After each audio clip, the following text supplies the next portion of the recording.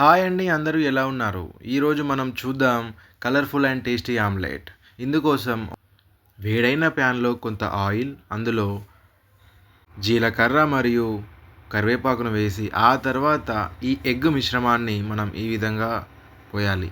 ఈ ఎగ్ మిశ్రమం అనేది ఎలా చేశామంటే, ఇది 3 ఎగ్స్‌తో వేసినటువంటి ఆమ్లెట్. ఇందుకోసం ఎగ్ మిశ్రమాన్ని ఒక బౌల్‌లో తీసుకోవాలి. అదే అండి, యెల్లో అండ్ వైట్ రెండిటిని వేరు చేయకుండా తీసుకోవాలి. దీన్ని ముందుగానే మనము బీట్ చేయాలి బీటర్‌తో. ఆ తర్వాత కారము, ఉప్పు, పసుపు, జీలకర్ర పొడి, ధనియాల పొడి, ఆ తర్వాత chicken masala or egg masala ఏదైనా ఒకటి యూజ్ చేయాలి. తర్వాత చాలా బాగా బీట్ చేయాలి.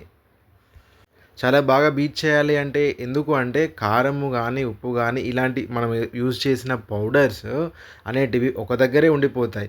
అది మనం ఆమ్లెట్ అలాగే ఏసేస్తే తినేటప్పుడు ఒక దగ్గర జీలకర్ర పొడిలాగా, ఒక దగ్గర ధనియాల పొడిలాగా వస్తుంది. అందుకోసం చాలా బాగా బీట్ చేయాలి. కొంత కరివేపాకు, కొత్తిమీరను చాలా అంటే చాలా సన్నగా తరిగి చల్లుకోవాలి.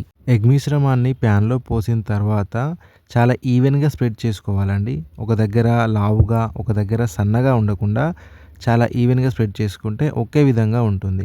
తర్వాత ఇటువంటి గరిటెను యూజ్ చేసి ప్యాన్ నుండి ఆమ్లెట్‌ని కొంచెం కొంచెంగా వదిలిస్తూ టోటల్‌గా రివర్స్ చేసుకుంటూ ఈ విధంగా రెండు వైపులా కాల్చుకోవాలి.